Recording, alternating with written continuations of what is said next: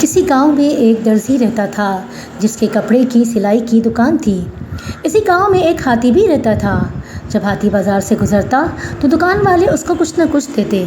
اس طرح ہاتھی کی دوستی تمام دکانداروں سے ہو گئی اور وہ ان سے بہت مانوس ہو گیا۔ البتہ درزی سے ہاتھی کو کچھ زیادہ ہی لگاؤ تھا۔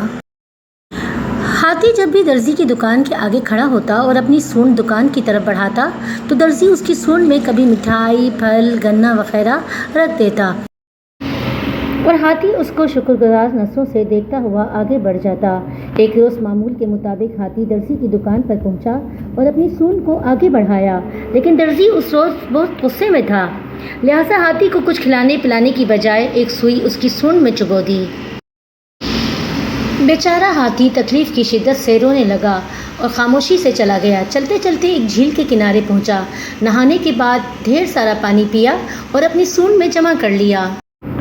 پھر وہ گاؤں کے بازار میں واپس پہنچا۔ درزی کی دکان کے آگے جھک کر اس نے اپنی سونڈ کو آگے بڑھایا اور جمع کیا ہوا سارا پانی دکان کے اندر بہا دیا۔ دکان میں ہر طرف پانی ہی پانی ہو گیا۔ بے شمار کپڑے اور دکان کا سارا سامان پانی میں ڈوب گیا۔ اس طرح درزی کا کافی سارا سامان خراب ہو گیا۔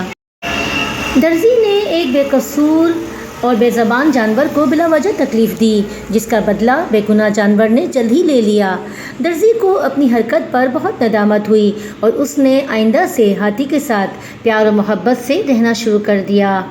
اس کہانی سے ہمیں یہ سبق ملتا ہے کہ کسی کو بھی بلا وجہ تنگ نہیں کرنا چاہیے، چاہے وہ انسان ہو یا جانور۔